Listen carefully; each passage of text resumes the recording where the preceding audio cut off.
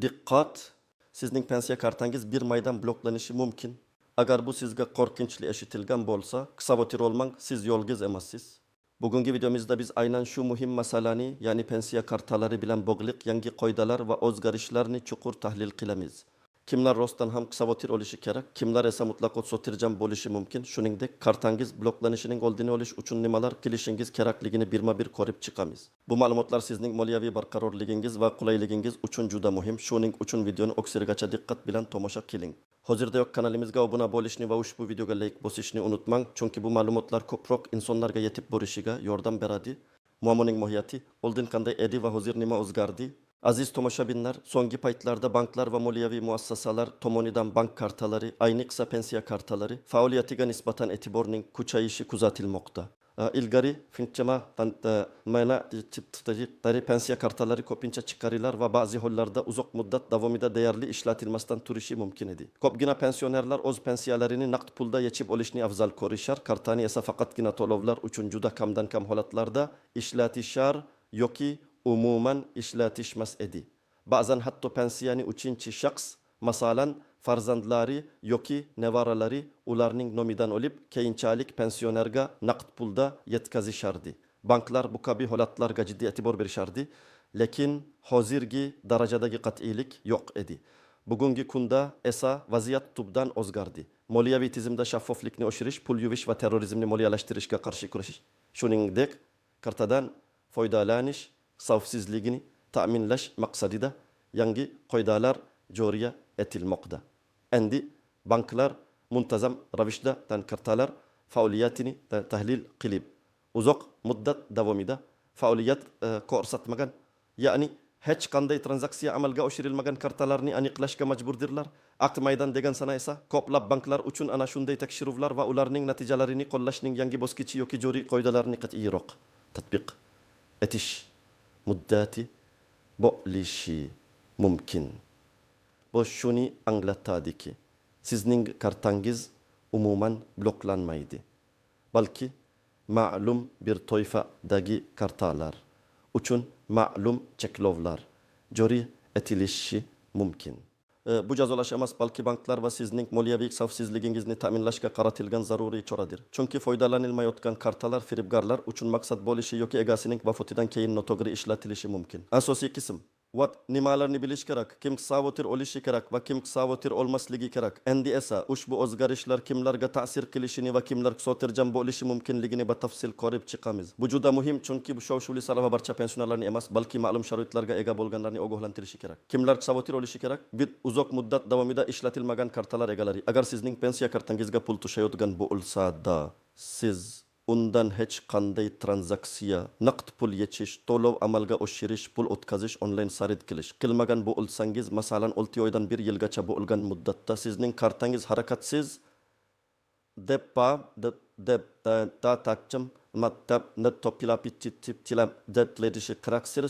mumkin battam. Banklar bunday kartalarning xavfsizlik nuqtai nazaridan va foydalanuvchi bilan aloqa yo'qligini taxmin qilib bloklashi mumkin.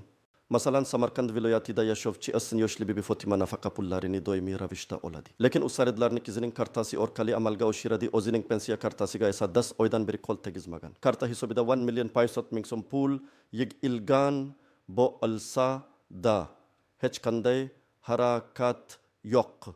Bank tizimi bu kartani harakatsiz deb belgilab, uni vaqtincha bloklashi mumkin. Bu holatda Bibi Fotima bankka shaxsan borishi yoki kizi orqali bank bilan bog'lanishi kerak bo'ladi. 2. Amal qilish muddati tugashiga yaqinlashgan yoki muddati tugagan kartalar. Har bir bank kartasining amal qilish muddati bor. Agar sizning kartangiz muddati tugagan bo'lsa va siz uni yangilash uchun bankka murojaat qilmagan bo'lsangiz, bu ham kartadan foydalanish imkoniyatini yo'qotishga olib keladi. Ba'zan banklar avtomatik ravishda yangi kartani chiqarishi mumkin. Lekin ba'zi hollarda bu sizning murojaatingizni talab qiladi. Masalan, Toshkent shahrida yashovchi 71 yoshli Bobo Abdugani pensiya kartasining amal qilish muddati bu yil aprel oyida tugagan. Ammo u unga e'tibor bermagan, chunki pensiya kartasi orqali kommunal to'lovlarni amalga oshirib kelgan va har oy bankdan 1,2 million so'm pensiya naqdlashtirgan. Karta muddati tugagani sababli uning keyingi oyda pensiyani yechib olishi qiyinlashadi, chunki kartaning o'zi jismonan ishlamaydi. Banklar bu holatda pulni qaytarishi mumkin, lekin unga tezda kirish imkoni bo'lmaydi. Tin shaxsiy ma'lumotlarini yangilamagan pensionerlar. Pasport ma'lumotlari o'zgargan, yoshga doir almashuv. Yashash joyi o'zgargan yoki aloqa telefon raqami almashgan bo'lsa-da, bu haqida bankni xabardor qilmagan shaxslar ham saf ostida bo'lishi mumkin. Banklar mijozlari bilan aloqani saqlab qolish uchun ularning shaxsiy ma'lumotlarining dolzarb bo'lishini talab qiladi. Masalan, Buxoro viloyatida yashovchi 83 yoshli Bobo Olimjon o'tgan yili boshqa tumanga ko'chib o'tgan, lekin bankdagi manzil ma'lumotlarini yangilamagan. Uning 1,350,000 so'mlik pensiyasi kartaga tushadi, ammo bankdan unga yuborilgan har qanday muhim ogohlantirishlar eski manzilga boradi. Agar bank uning ma'lumotlarini tasdiqlash uchun murojaat qila olmasa, kartasini xavfsizlik maqsadida vaqtincha bloklashi mumkin. Kart uchinchi shaxslar orqali pensiya oladiganlar yoki ishonchnoma asosida mablag'larga kirish. Agar sizning pensiyangiz ishonchnoma orqali boshqa shaxs tomonidan olinadigan bo'lsa, bu ishonchnomaning muddati, haqiqiyligi va bank qoidalariga mos kelishini doimiy tekshirish kerak. Ishonchnoma muddati o'tsa yoki bankda ro'yxatdan o'tmagan bo'lsa, karta orqali pul olish imkonsiz bo'ladi. Masalan, Namangan viloyatida yashovchi Asamplifa yoshli amaki Nuriddin yotoqda bo'lgani sababli uning pensiyasini nabirasi bankdan olib berardi. Nabirasining ishonchnomasi o'tgan oy tugagan. U yangilashni unutgan. Endi u bankka murojaat qilib, yangi ishonchnoma rasmiylashtirishi kerak. Aks holda amaki Nuriddinning 1,1 million so'mlik pensiyasiga kirish imkoni bo'lmaydi. Panch. Bir nechta pensiya kartasi bo'lgan va ulardan biri harakatsiz bo'lgan pensionerlar. Agar sizda bir nechta bankning pensiya kartasi bo'lsa va ulardan faqat bittasidan faol foydalansangiz, boshqa banklardagi harakatsiz kartalar ham bloklanish xavfi ostida bo'ladi. Kimlar xavotir olmasligi kerak? 1. O'z kartasidan faol foydalanadigan pensionerlar. Agar siz pensiya kartangizdan muntazam ravishda naqd pul yechsangiz, do'konlarda to'lovlarni amalga oshirsangiz, kommunal xizmatlar uchun to'lasangiz, mobil aloqani to'ldirsangiz yoki boshqa bank operatsiyalarini muntazam bajarsangiz, xavotir olmashingiz shart emas. Sizning kartangiz faol hisoblanadi. Masalan, Qashqadaryo viloyatida yashovchi 63 yoshli Bobo Zulmat har oyda 1,600,000 so'm pensiya oladi va uni doimiy ravishda o'zining bank kartasi orqali ishlatadi. Bozorlik kiladi, durik sonadan duri oladi. Nevaralariga pul o'tkazadi. Uning kartasi butunlay xavfsiz va faol holatda. Ma'lumotlari bankda to'liq va yangilangan pensionerlar. Agar sizning shaxsiy ma'lumotlaringiz, pasport, telefon raqami, yashash manzili bankda to'g'ri va dolzarb bo'lsa, siz bilan aloqa o'rnatishda hech qanday muammo bo'lmasa, siz xavfsizsiz. Pensiya muntazam ravishda to'g'ridan to'g'ri faol kartaga keladigan pensionerlar. Agar sizning pensiyangiz to'g'ridan to'g'ri sizning faol ishlatilayotgan kartangizga keladigan bo'lsa va siz uni doimiy nazorat qilib tursangiz, xavotirga o'rin yo'q. Asosiy qism 2 qoidalardagi istisnolar, tuzoqlar va noaniq jihatlar. Endi esa ushbu qoidalarning ba'zi istisnolari, e'tibor berish lozim bo'lgan tuzoqlar va ko'pchilik bilmagan noaniq jihatlar haqida so'z yuritamiz. Bu ma'lumotlar vaziyatni yanada to'liqroq tushunishga yordam beradi. Qoidalardagi istisnolar: 1. Yotoqda yotgan bemorlarning kartalari. Agar pensioner kasallik tufayli yotoqda yotgan bo'lsa va bankka shaxsan bora olmasa, banklar ko'pincha bu holatga nisbatan insonparvarlik bilan yondashadi.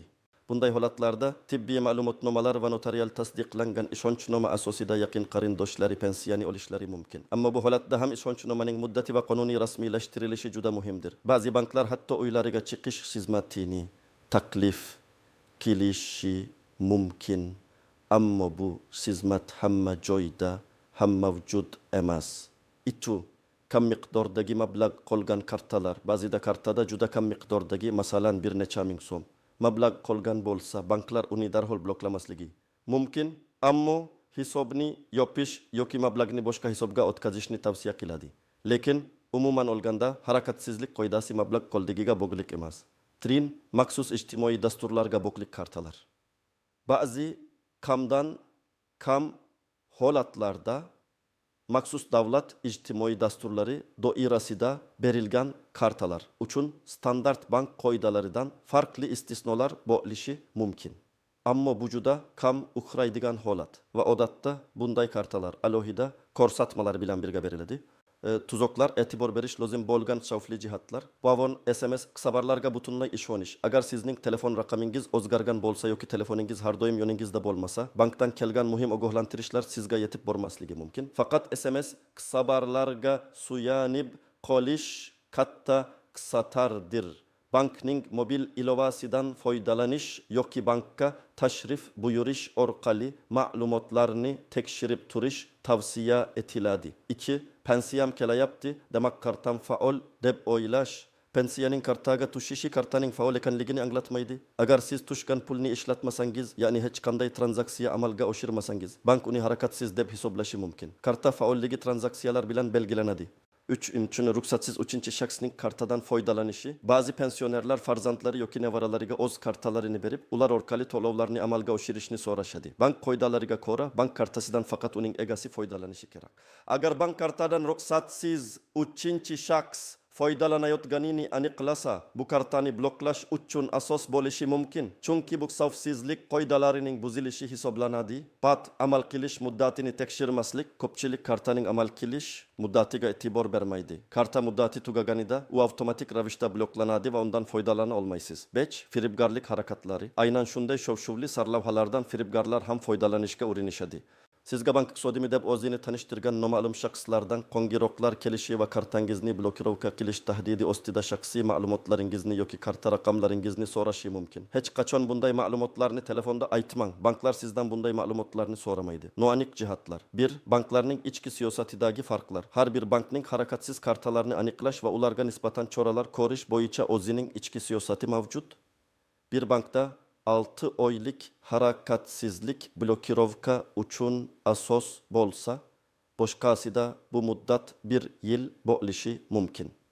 Shuning uchun o'z bankning qoidalarini aniqlab olish eng to'g'ri yo'l. 2. Blokirovka doimiy emas, balki vaqtincha. Ko'pchilik bloklanadi degan so'zni eshitib, butunlay pulidan ayrilishini o'ylaydi. Aslida kartaning bloklanishi ko'pincha vaqtincha choralardir. Bu kartaga kirishni cheklashni anglatadi, lekin kartada yig'ilgan pensiya pullayolmaydi. Bank pulni xavfsiz saqlaydi va siz tegishli tartibda murojaat qilganingizdan so'ng unga kirish imkoniyatini tiklaydi. 10. Pensiya pullari yo'qolmaydi, faqat unga kirish cheklanadi. Bu juda muhim nuqta. Karta bloklansa ham sizning pensiyangiz davlat pensiya jamg'armasi tomonidan to'lanishda davom etadi va u bank hisobingizda saqlanadi. Faqatgina kartaning o'zi orqali pulga kirish imkoni cheklanadi. 4. Blokirovkadan chiqarish jarayoni. Ko'pincha kartani blokirovkadan chiqarish uchun bankka shaxsan tashrif buyurish va shaxsingizni tasdiqlovchi hujjatlar bilan murojaat qilish talab qilinadi. Bu xavfsizlikni ta'minlash va firibgarlikni oldini olish uchun zarur. Amaliy maslahatlar. Tomoshabin nima qilishi kerak? Endi esa eng muhim qismga o'tamiz. Vaziyatni to'g'irlash va kartangiz bloklanishining oldini olish uchun aniq qadamlar. Hozirda siz nima qilishingiz kerak? Yad. Kartaning amal qilish muddatini tekshiring. Eng avvalo pensiya kartangizning old tomonidagi valid turi yoki amal qilish muddati qismini toping va sanani tekshiring. Agar muddat yaqinlashayotgan bo'lsa, masalan keyingi 2 oy ichida, darhol bankka murojaat qilib, yangi kartaga buyurtma bering. So'nggi operatsiyalar tarixini tekshiring. Bankning mobil ilovasi orqali, bankomat orqali chek chiqarib yoki bank filialiga borib, kartangizdagi so'nggi tranzaksiyalar tarixini ko'rib chiqing. Agar oksirgan oydan 6 yilgacha hech qanday harakat bo'lmagan bo'lsa, keyingi qadamlarga o'ting. 3. Agar karta harakatsiz bo'lsa, kichik bir operatsiya amalga oshiring. Kartani faollashtirish uchun istalgan bankomatdan o'z miqdorda naqd pul yechib oling. Masalan, 5 so'm yoki do'konda kartadan foydalanib kichik xarid qiling yoki mobil aloqangizni to'ldiring. Asosiysi kartadan foydalanib bank tizimiga signal berish. 4. Shaxsiy ma'lumotlaringizni bankda yangilang. Agar pasportingiz almashgan bo'lsa, yashash manzilingiz yoki telefon raqamingiz o'zgargan bo'lsa, bu haqda bankni xabardor qiling. Pasportingiz bilan bank filialiga borib, ma'lumotlarni yangilashingiz kerak. Agar mobil raqamingiz o'zgargan bo'lsa, uni albatta bank tizimida qayd ettiring. Chunki bank SMS qisqa xabarnomalar orqali siz bilan bog'lanishi mumkin. Mashasati akinji pa kabon tash yibta taktub dendakta inde tarokshana va ishonchnoma orqali mablag' oluvchilar diqqatiga, agar siz pensiyani ishonchnoma asosida olsangiz, uning amal qilish muddatini tekshiring va muddati o'tgan bo'lsa, uni notarius orqali qayta rasmiylashtirib bankka taqdim eting. Bankdan ishonchnomaning barcha talablarga javob berishini aniqlab oling. 6. Yotoqda yotgan bemorlar uchun agar pensioner bankka shaxsan bora olmasa, bankning mijozlarga xizmat ko'rsatish markaziga qo'ng'iroq qiling. Vaziyatni tushuntiring va bankdan qanday tuntuta tikilishi, jitilishi, kashkirishiranera.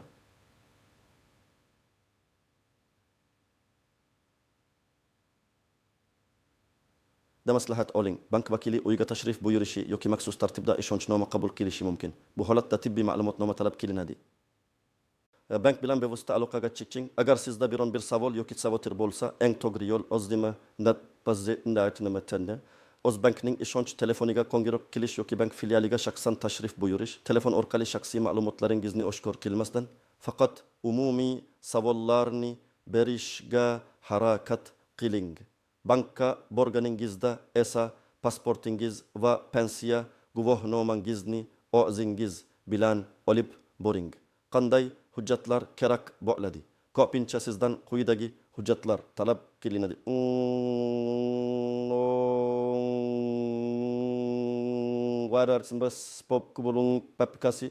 Fuqarolik pasporti yoki ID karta, pensiya guvohnomasi. Agar ishonchnoma asosida murojaat qilsangiz, notarial tasdiqlangan ishonchnoma va o'zingizning pasportingiz. Ba'zi holatlarda yotoqda yotgan bemorlar uchun tibbiy ma'lumotnoma talab qilinishi mumkin. Nima yozish kerak? Agar kartangiz bloklangan bo'lsa, siz bank filialida kartani qayta faollashtirish yoki yangi karta berish haqida ariza yozishingiz kerak bo'ladi. Bank xodimlari sizga to'g'ri ariza shaklini taqdim etishadi va uni to'ldirishda yordam berishadi.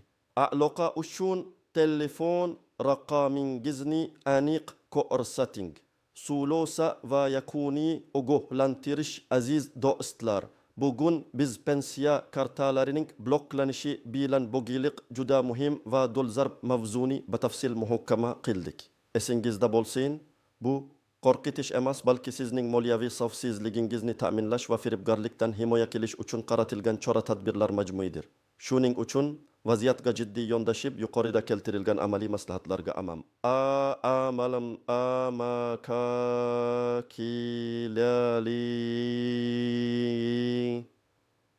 kartangizning faolligini tekshiring, ma'lumotlaringizni yangilang va shubhali holatlarda darhol o'z bankingizga murojaat qiling.